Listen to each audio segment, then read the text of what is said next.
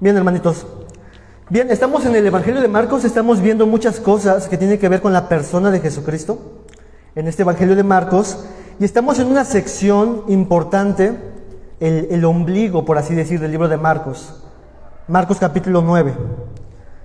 Estamos en esta sección en donde nuestro pastor Carlitos nos compartió la semana antepasada la primera parte de esta porción de Marcos capítulo 9, de este momento tan singular y tan representativo como es la transfiguración, en donde Jesús de manera anticipada muestra a los discípulos, lo que nos explicó Carlitos, la gloria del Hijo del Hombre. ¿Se acuerdan? Quiero solamente traer a memoria de ustedes lo que nos compartió nuestro hermano Carlos en la diapositiva que sigue. Él nos decía algunas razones del por qué debemos escuchar, oír a Jesús. Obviamente este oír a Jesús implica obedecer a Jesús, poner atención a sus palabras, confiar en Jesucristo.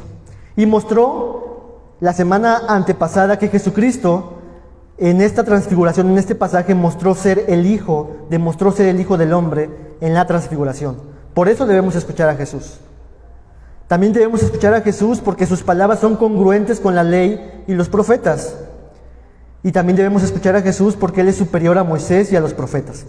Así que, hermanos, tomando parte de este mismo título, hoy vamos a mirar a través de la Escritura un aspecto más del por qué debemos oír a Jesús. Esta sería la parte 2, Marianita. Parte 2. ¿Por qué debemos oír a Jesús? Vamos a leer el texto del día de hoy en Marcos capítulo 9, que también va a estar ahí en la pantalla, y después de esto vamos a orar, hermanos. Dice Marcos capítulo 9, versículo 8 al 13. ¿Lo tienen, hermanos? ¿Sí? ¿Amén? Bueno. Dice, luego, cuando miraron, no vieron más a nadie consigo, sino a Jesús solo. Y descendiendo ellos del monte, les mandó que a nadie dijese lo que habían visto, sino cuando el Hijo del Hombre hubiese resucitado de entre los muertos. Y guardaron la palabra entre sí, discutiendo qué sería aquello de resucitar de los muertos. Y le preguntaron diciendo, ¿por qué dicen los escribas que es necesario que Elías venga primero? Respondiendo él les dijo, Elías a la verdad vendrá primero y restaurará todas las cosas. ¿Y cómo está escrito del Hijo del Hombre que padezca mucho y sea tenido en nada? Pero os digo que Elías ya vino y le hicieron todo lo que quisieron, como está escrito de él. Acompáñenme, hermanos. Señor, te damos muchas gracias por este tiempo que nos das.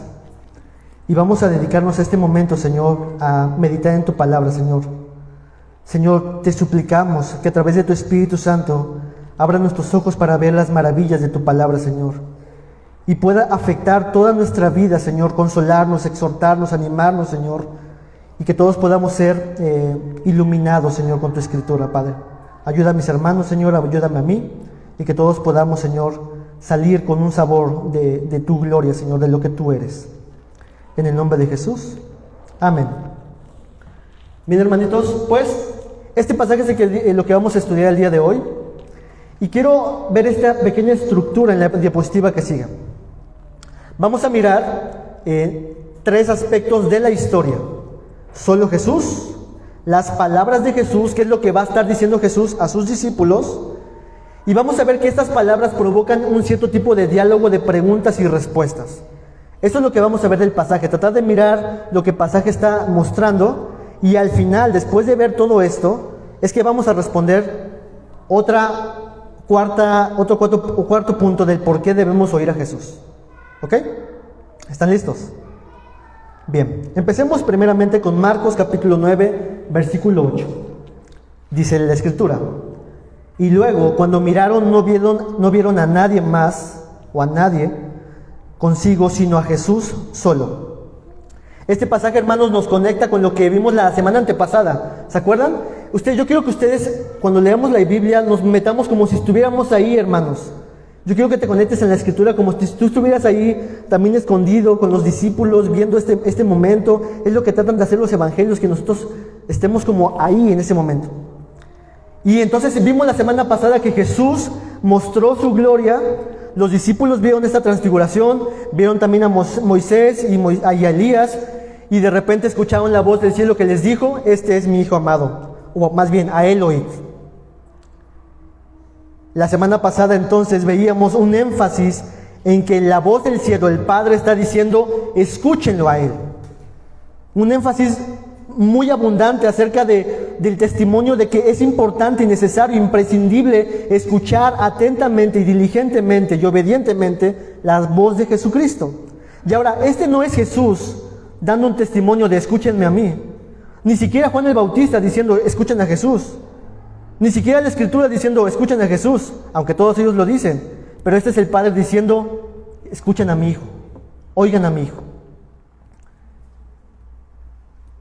La diapositiva que sigue, hermanos, es Jesucristo, la revelación plena, completa, total de la voluntad del Padre. No solamente es importante o necesario escucharlo, sino que tiene implicaciones de muerte. Recordemos lo que el Padre dijo, escuchen a Jesucristo, escuchen a mi Hijo. Todo lo que Él ha dicho es importante y tiene implicaciones de vida o muerte, hermanos. Jesús ha dicho cosas de vida o muerte. Fíjense algunas de las cosas que Jesús ha dicho. Juan capítulo 11, versículo 25, solamente para recordar cosas de las que Jesús ha dicho o dirá más adelante.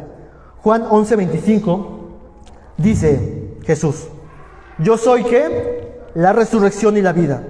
El que cree en mí, aunque esté muerto, vivirá. Implicaciones de vida o muerte. Por eso es importante escuchar a Jesucristo. El Padre ha dicho, escúchenlo a Él. Sus palabras son vida o condenarán a otros que no las escuchen. Otra expresión más de Jesucristo. El famoso Juan 3, 16 al 18, en la diapositiva que sigue, dice la Escritura, porque de tal manera amó Dios al mundo, y estas son palabras de Jesús, que ha dado su Hijo unigénito, para que todo aquel que en Él cree no se pierda, mas tenga vida eterna, implicaciones de vida o muerte. Porque no envió Dios a su Hijo al mundo para condenar al mundo, sino para que el mundo sea salvo por Él. El que en Él cree no es condenado, pero el que no cree en Él ya ha sido condenado porque no ha creído en el nombre del unigénito Hijo de Dios. Así que Dios, en esta transfiguración, le dice a los discípulos, escuchen a mi Hijo, escúchenlo a Él. Y en Marcos 9:8, en nuestro pasaje que estamos viendo, hermanos, no solamente Dios en cierta forma dice, escúchenlo a Él, sino el texto nos dice que después de que escucharon esta voz, y luego cuando miraron no vieron a más a nadie consigo, sino a Jesús solo. Solamente quedó Jesucristo. Dios está tratando de enfatizar muchísimo la idea de que es solamente Jesús. Es la única suficiencia que tenemos para cada aspecto de nuestra vida, tanto para aquello que debamos necesitar conocer, saber, como aquello que debe de afectar nuestra vida, de lo que somos, de lo que debemos de sentir. Jesucristo es suficiente para todo lo que necesitamos en nuestra vida. Jesucristo solo. No solamente escuchen a Jesucristo, sino también todo lo demás desaparece y solamente Jesucristo queda. Véanlo a Él. No solamente escuchen a Jesús, sino pongan su mirada en Él. Solamente queda todo lo demás desaparece. Moisés y Elías son quitados y solamente queda Jesucristo, hermanos. Solo Cristo, uno de los estandartes de la reforma protestante. Solamente Cristo, solo Cristo. Solo escúchenlo a Él, solo contémplenlo a Él, solo síganlo a Él. No porque Moisés y Elías no fueran importantes, sino que en comparación de Jesucristo, Dios está diciéndonos y recordándonos, ustedes deben escuchar a Jesús, moldarse a las palabras de Jesucristo, conformar su vida a la vida de Jesucristo, imitar a Jesucristo. El cristianismo no busca que tú seas auténtico, hermano, sino que tú seas una copia de Jesucristo. Tú seas un reflejo de Jesucristo, de que tu vida sea solo Cristo. Mi vida es solo de Cristo, vivo por Cristo, escucho a Cristo, amo a Cristo, atesoro a Cristo, escudriño y veo más acerca de Cristo Jesús. Y esta idea, hermanos, de solo Jesús, es lo que está enfatizándose en estos pasajes de Marcos 9, versículos 7 y 8. Escúchenlo a Él, solo Él. Hermanos, esto es como lo vimos en la Santa Cena. Por eso es que la Biblia no nos dice, y hagan memoria de las cosas de sus vidas, de su vida pasada, sino hagan memoria de Cristo, hagan memoria de mí. Escucharlo a Él, contemplarlo a Él, seguirlo a Él, porque Él es la vida eterna. Hermanos, ¿y dónde encontramos a Jesucristo? en su palabra. Aquí encontramos a Jesucristo. Es en Génesis donde vemos a Jesucristo de cierta forma revelándose como el creador y el sustentador de todas las cosas. Es a Jesucristo en Éxodo que vemos como un reflejo de este gran Salvador que Dios ha provisto. Es en el Levítico donde vemos ahora a Jesucristo siendo el sacrificio por el creyente. Y en toda la Escritura vemos atisbos de Jesucristo. Hermanos, debemos centrar nuestra mirada, nuestro pensamiento, nuestro ser en Jesucristo. Esto solamente como al margen de todo lo que vemos en el pasaje de Marcos. Así que tenemos esta primera escena, donde los discípulos vieron la gloria develada de Jesucristo y ahora empiezan a descender del monte. Así que vamos a escuchar esta conversación. Imagínate que tú estás caminando con ellos y estás teniendo estas conversaciones con Jesús. Vamos a nuestra siguiente sección, las palabras de Jesús. Marcos capítulo 9, versículo 9. Y la Escritura nos dice: y descendiendo del monte, ellos del monte, les mandó que a nadie dijese lo que había visto, sino cuando el Hijo del Hombre hubiese resucitado de los muertos. Recordemos qué es lo que habían escuchado del Padre: a Él oíd. Y la idea es: a Él obedeced, a Él atended, presten atención a sus instrucciones. Y aquí tenemos las primeras palabras post-transfiguración. No digan ninguna palabra, discípulos amados. No digan a nadie, no hablen nada de lo que han visto en este momento. ¿Por qué Jesús les dijo esto, hermanos? ¿No es acaso extraño que muchas veces Jesús diga: no lo hablen, no lo digan, no lo publiquen? ¿No es muy extraño que esta puede ser la prueba más contundente de que Jesús es el Mesías para el mundo entero y que Pedro, Jacobo y Juan tenían que decir: miren, hemos visto la gloria de Jesús, crean en Él? ¿Que no es más fácil haber dicho eso? Pero ¿por qué Jesús les prohíbe hasta cierto punto, en cierta temporalidad, no lo digan hasta que el Hijo del Hombre haya resucitado? Hermanos, esta prueba era la más contundente que tenían los discípulos. Con esta, ellos ya no tenían que haber tenido ninguna duda que Jesucristo es el Mesías completo. Y de hecho, estaban seguros de que Jesús era el Mesías. Pero lo que pasaba con los discípulos y con otros más es que ellos tenían una concepción equivocada de lo que era el Mesías. Distorsionada, equivocada. ¿Cómo concebía el pueblo judío a un Mesías? A un Mesías victorioso, a un Mesías que iba a reinar, a un Mesías que iba a derrumbar el imperio romano y que la nación de Israel iba a tener otra época dorada junto al Mesías. Ellos esperaban que el Mesías hiciera todo esto. Y como en muchas otras ocasiones, los discípulos manifestaban que no entendían verdaderamente de forma amplia lo que sucedería o pasaría con el Mesías. Ellos esperaban a un Mesías como Moisés, a un Mesías como David, a un Mesías como los libertadores que ellos habían experimentado. De hecho, Jesús en esta concepción les dice, por ejemplo, esto en Marcos 8:31. Escuchen lo que dice Marcos 8:31 a sus discípulos, unos versículos antes. Y comenzó a enseñarles que era necesario que del Hijo del Hombre padecer mucho y ser desechado por los ancianos y por los principales sacerdotes y por los escribas, y de ser muerto y resucitar después de 3 días.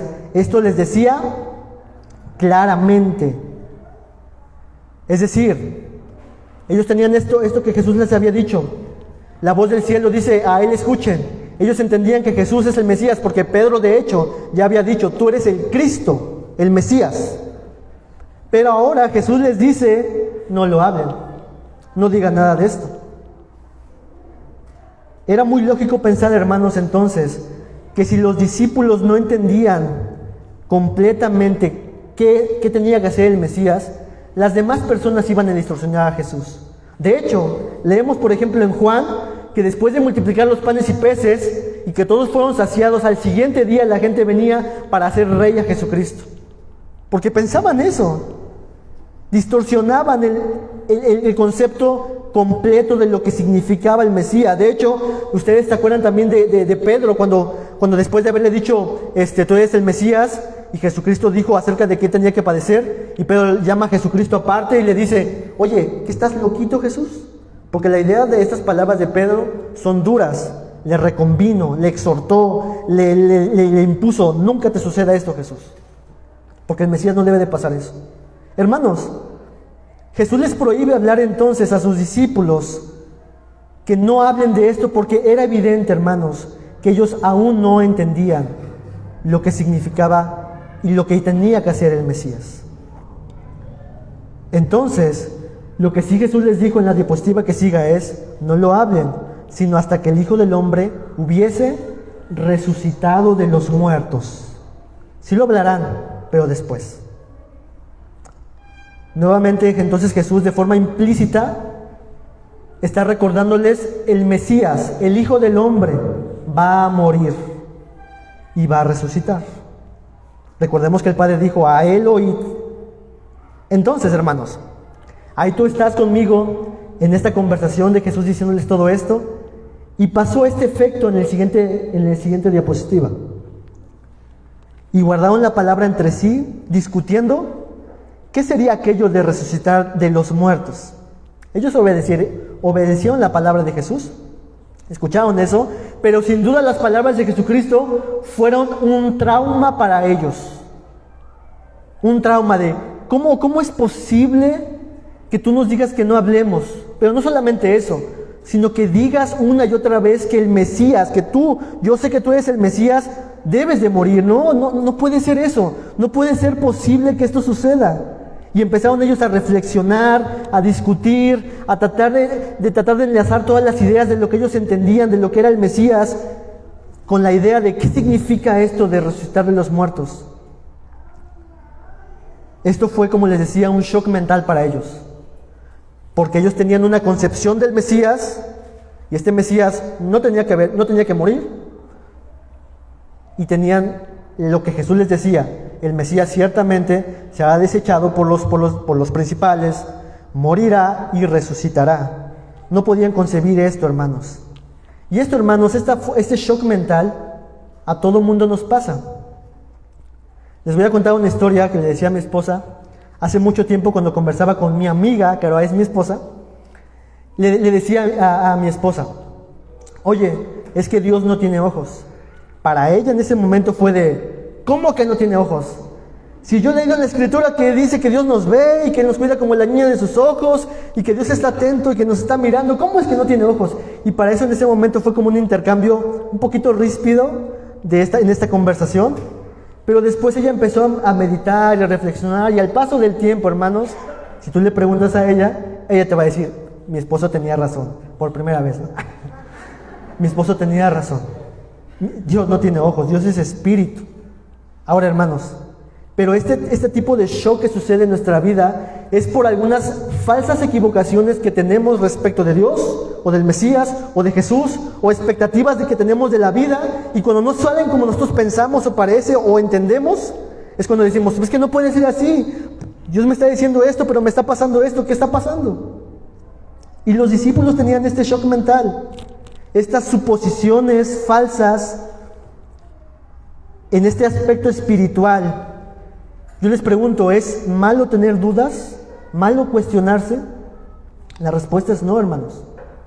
Porque bien causada una duda puede fortalecer la fe de aquel que duda o está cuestionando. Y lo que Jesús está haciendo es que piensen, que mediten, que cuestionen lo que ellos pensaban acerca del Mesías. Más adelante vamos a ver que Jesús les explica un poco más de esto. Pero recordemos, estamos ahí, los discípulos están pensando: ¿cómo es posible? Yo veo un Mesías que va a vencer y a triunfar, y tú dices que va a morir y después resucitar. No lo entendieron. Y en tratar de responder sus preguntas, vamos a ver este intercambio de preguntas y respuestas. Marcos capítulo 9, versículo 11. Entonces los discípulos, teniendo esa discusión en su mente, este shock mental, le dijeron a Jesús, le preguntaron diciendo: Jesús, ¿por qué dicen los escribas que es necesario que Elías venga primero? Fíjense que esta pregunta surge de ellos estar discutiendo y reflexionando comparativamente aquello de lo que ellos asumen como la verdad versus lo que Jesús le está enseñando acerca del Mesías.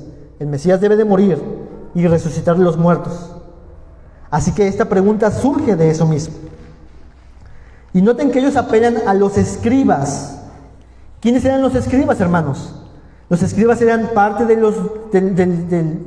los judíos que estudiaban concienzudamente las escrituras. De hecho, escribían y reescribían las escrituras al pie de la letra. Podían incluso contar cada palabra de la escritura y decirte, este libro tiene tal cantidad de palabras. O sea, eran muy meticulosos.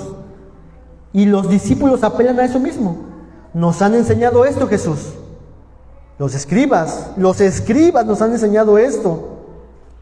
Y ellos nos han enseñado, por medio de las escrituras, que Elías va a venir primero. Ahora, ¿por qué hicieron esta pregunta a los discípulos, hermanos? Porque esta pregunta ellos pensaron hacerla con la idea de poder solucionar su conflicto mental del Mesías triunfador y el Mesías sufriente. Entonces, ellos habían visto, recordemos en la transfiguración, a dos personajes, a Moisés y a Elías. Y muy posiblemente ellos decían, hemos visto a Elías. La escritura dice que Elías vendrá primero, entonces tú deberías ya de reinar porque ya ha venido Elías. Así que, ¿qué no es el reino mesiánico viene a partir de que venga Elías? Acabamos de ver a Elías, posiblemente ellos estaban pensando todo esto. Y realmente la escritura decía eso.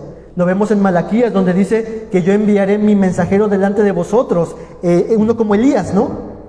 Malaquías 4:5 dice, por ejemplo, yo os envío el profeta Elías antes que venga el día de Jehová grande y terrible. Lo que los escribas les habían enseñado era verdad, es verdad. El problema es que no era toda la verdad respecto del Mesías. Así que escuchemos lo que Jesús responde, como siempre, hermanos.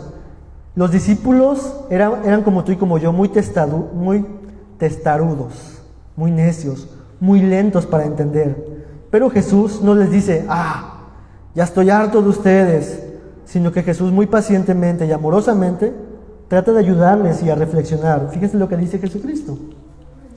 Respondiendo él les dijo, ustedes tienen verdad, los escribas tienen la razón. Elías a la verdad vendrá primero y restaurará todas las cosas. Es verdad lo que dicen los escribas, pero más abajo en la diapositiva que sigue, Jesús añade, pero os digo que Elías ya vino. Va a venir Elías, pero Elías ya vino, les digo. Y le hicieron todo lo que quisieron a él. Tú y yo ya sabemos a qué Elías se está refiriendo aquí Jesucristo. De hecho, en el libro de Mateo y de Lucas, en este mismo contexto, lo dice más claramente que se refería acerca de Juan el Bautista. Entonces, nosotros ya sabemos todo esto, pero los discípulos no entendían todo eso que Jesús les decía. Así que lo que Jesús les dice, así como las escrituras anticipaban el venir del Mesías, del Elías, pero también la profecía anticipa el trato del mismo Elías, lo mismo que le hicieron a Elías, al primer Elías, se lo hicieron al segundo Elías. Esto es lo que sucede en las escrituras. Al primer Elías tisbita, lo despreciaron, lo persiguieron, hicieron con él lo que quisieron, y lo mismo sucedió con el segundo Elías, Juan el Bautista. Lo escuchaban de buena gana, pero al final lo rechazaron y al final lo mataron, lo mató Herodes. Entonces lo que Jesús está diciendo es, este segundo Elías vino conforme a lo que afirman las escrituras, pero también este segundo Elías ha sufrido lo que las escrituras ha dicho. ¿Hasta ahí vamos, hermanos? Pero Jesús está tratando de responder su pregunta acerca de por qué este Mesías va a sufrir. Bueno, las escrituras afirman del segundo Elías que va a venir y sucedió, y que va a sufrir y sucedió, y va a dar la siguiente respuesta, hermanos. Miremos en Marcos 9:12. Este es Jesús diciéndole nuevamente a sus discípulos. Respondiendo, él les dijo, Elías a la verdad vendrá primero y restaurará todas las cosas. ¿Y cómo está escrito del Hijo del Hombre? ¿Padezca mucho y sea tenido en nada? Esta es una pregunta ahora a sus discípulos. Elías vino, hicieron con él lo que quisieron, conforme a las escrituras. El Mesías va a venir, pero también las escrituras, ¿qué es lo que dicen respecto a sus sufrimientos? Los está ayudando a reflexionar no solamente del aspecto bonito del Elías o del Mesías, sino que también las Escrituras dicen que van a sufrir tanto el Elías como el Mesías. ¿Qué dicen las Escrituras? Esta pregunta, como hemos visto, ellos no lo entendían por la expectativa errónea o incompleta que tenían del Mesías. Ellos esperaban un Mesías victorioso, campeón, triunfador, no uno que sufriera, no uno que sufriera humillaciones, sino uno de victoria y no de muerte, de sufrimiento, uno de que no sufriera, de triunfo. Y Jesús les dice, así como hicieron con Elías y que también pasó con su sufrimiento, así también las Escrituras afirman de su sufrimiento del Mesías. Como recuerden lo que la Biblia dice. Y hermanos, tenemos varios pasajes donde la Escritura de forma profética habla y abunda acerca del sufrimiento del Mesías. Por ejemplo, tenemos el Salmo 22, el Salmo 69, 20 al 21, donde dice, el Salmo 69, 20 al 21, pero también tenemos el conocido Isaías 53 al 10, que lo voy a leer para ustedes. Despreciado y desechado entre los hombres, varón de dolores, experimentado en quebranto, y como que escondimos el rostro de él, fue menospreciado y no le estimamos. Y tú ya sabes todo lo que más dice. Jesús está diciendo, eso es lo que dice respecto del Mesías. Va a sufrir, va a padecer, va a ser rechazado. Esto forma parte de la experiencia del Mesías. Sí, va a triunfar, va a reinar, pero también, discípulos amados, va a sufrir el Mesías. Va a ser desechado, va a morir. Y esto incluía la resurrección. Por eso es que Carlitos nos decía que Jesús, ¿por qué debemos oír a Jesús? Porque Él no ha contradicho nada de lo que los profetas han dicho. Todo se está cumpliendo. Jesús no está diciendo nada diferente a lo que los profetas ya han dicho, solamente es el cumplimiento de lo que los profetas anunciaron. Entonces, hermanos, visto todo este panorama de todo este pasaje, es que vamos a responder a nuestra pregunta, que la vamos a enlazar con lo que vimos la semana antepasada. ¿Por qué oír a Jesús? Quiero que entonces mires en la diapositiva que sigue, que notes y que reflexiones acerca de dónde surgen todos estos cuestionamientos y dudas que tienen los discípulos. Los discípulos dicen en la última parte del versículo 9, bueno, Jesús les dice, el Hijo del Hombre, hasta que el Hijo del Hombre hubiese resucitado de los muertos. Ese es el tema principal. El conflicto de ellos es la muerte y la resurrección del Mesías. Y todo gira en derredor de las preguntas y cuestionamientos de la muerte y la resurrección del Mesías. Y recordemos que Dios le había dicho, a Él oíd. Así que, como hemos visto, hermanos, todas las palabras de Jesús se cumplieron como Él había dicho. Y como el Padre había dicho, a Él escúchenlo. Lo que Él dice es verdadero. Jesús murió, pero resucitó al tercer día, como le afirman las Escrituras. Por lo tanto, hermanos, mi respuesta a la pregunta del día de hoy es, ¿por qué debemos oír a Jesús? En la diapositiva que sigue, punto número 4, enlazándolo con todos los puntos anteriores que nos compartió nuestro hermano Carlos, es porque Jesús dijo que resucitaría y Él resucitó. Eso es lo que manifiestan esta porción de las Escrituras. Esto, hermanos, este es el fundamento sólido del creyente. Jesús resucitó. La resurrección de Jesús. Esta es la señal contundente del Dios eterno a un mundo ciego, tartamudo, a un mundo lleno de pecado. La resurrección histórica del Jesús histórico, del Jesús verdadero, del Hijo de Dios, la resurrección de Jesucristo. Este es el consuelo del creyente, hermanos, la resurrección de Cristo Jesús.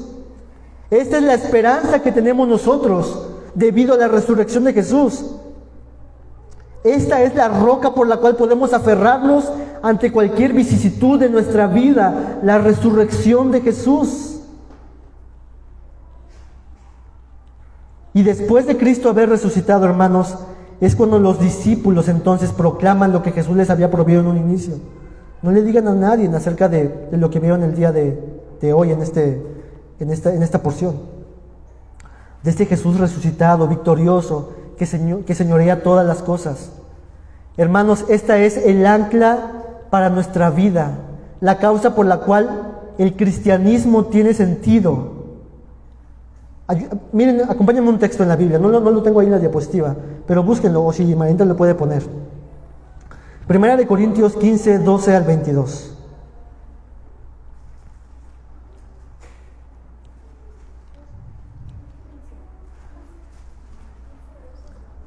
Primera de Corintios 15, 11 al 22.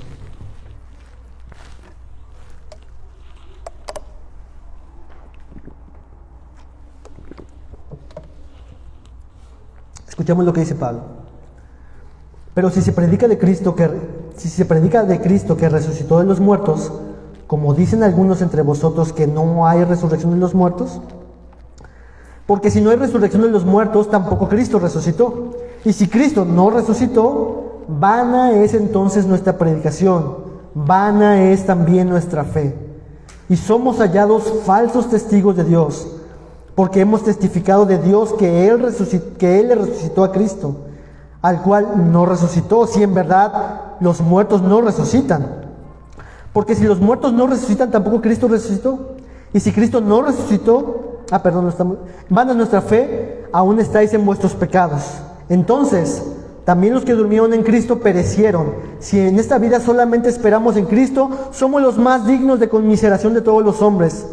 Mas ahora Cristo ha resucitado de los muertos, primicias de los que durmieron es hecho, porque por cuanto la muerte entró por un hombre, también por un hombre de la resurrección de los muertos, porque así como en Adán todos mueren, también en Cristo todos serán vivificados.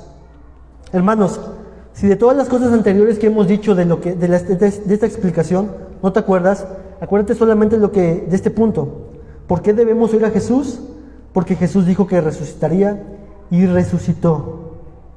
Hermanos, este tema de la resurrección de Jesucristo tiene implicaciones grandísimas, tanto que Pablo dice, si Jesús no hubiera resucitado, nuestra fe es vana, nuestra vida es vana, nuestra confianza en Dios es vana, porque Jesús no resucitó, pero Jesús resucitó.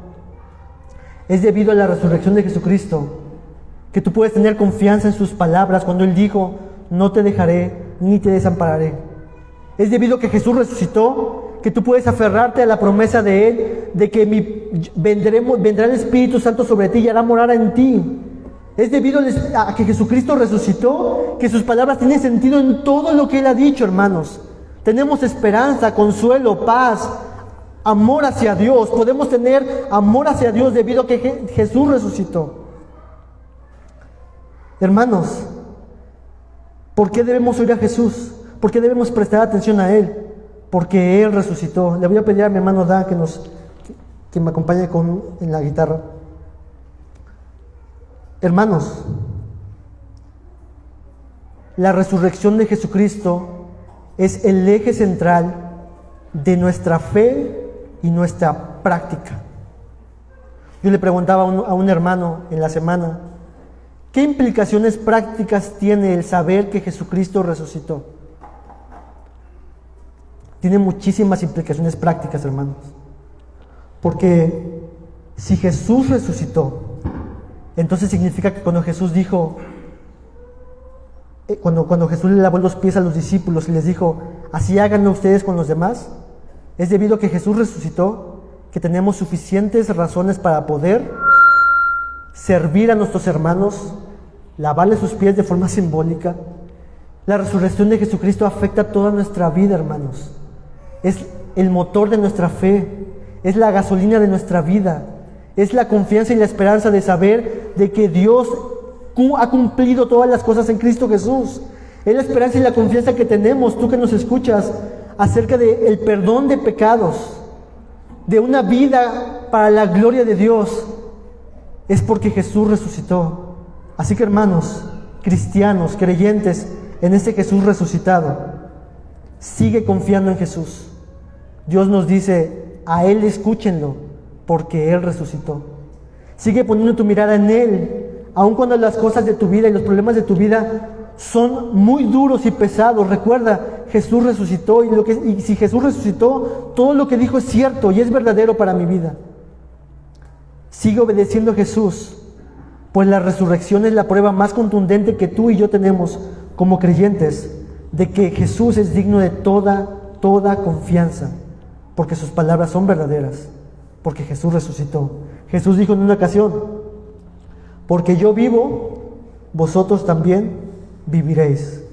La resurrección de Jesucristo es la esperanza que tú y yo tenemos como creyentes, de que estaremos con Él para siempre.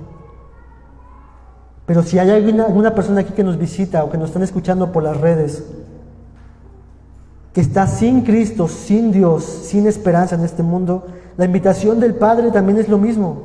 A Él escuchen, a Jesús escuchen. Ven a Cristo Jesús. Tú puedes confiar en Jesucristo debido a que Jesús verdaderamente resucitó. Y Él dijo: todo aquel que viene a mí, yo no le echo fuera. La invitación para aquellos que están sin Cristo Jesús es: ven, disfruta de Jesús. Está accesible y presto para darte perdón, porque Él resucitó para darte salvación. ¿Por qué debemos oír a Jesús, hermanos? Porque Jesús dijo que resucitaría y Él resucitó. Y quiero que me acompañen entonces, hermanos. Vamos a ponernos de pie. Vamos a entonar una canción juntos nosotros y confesar esto mismo con nuestros labios como iglesia, acerca de que nuestro Señor vive, Jesús vive.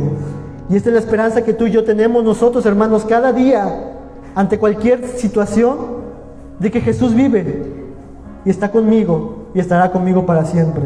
Cantemos todos juntos.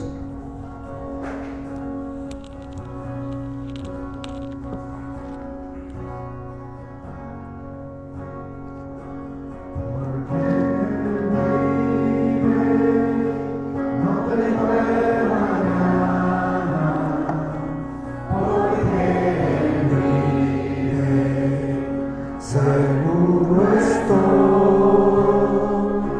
porque yo sé que el futuro es suyo y que la vida vale porque vivo.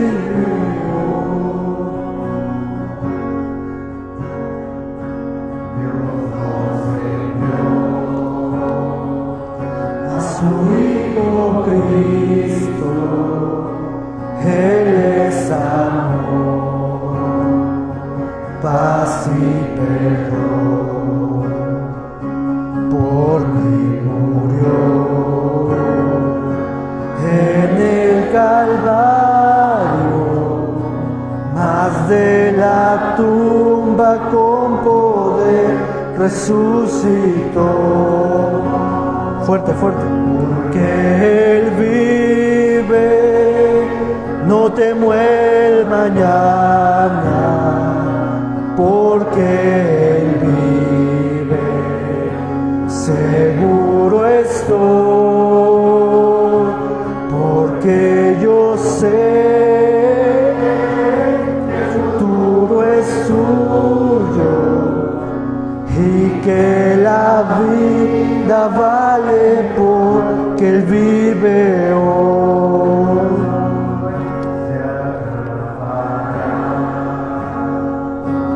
Mi vida un día enfrentaré muerte y dolor, mas a Jesús veré la gloria y reinaré con mi triunfante Salvador, porque Él vive, no temo el mañana, porque Él vive, seguro estoy, porque yo sé que el futuro es suyo y que la vida vale porque Él vive hoy. Y que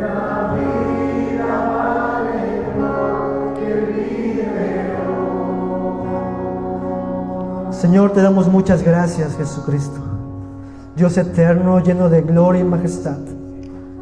Señor, es la resurrección de tu Hijo amado, el fundamento de nuestra fe, Dios, la alegría de nuestro corazón, la esperanza y el ánimo que necesitamos, Señor, cuando estamos en momentos difíciles, en enfermedad, en depresión, en tristezas, en agonía, Señor.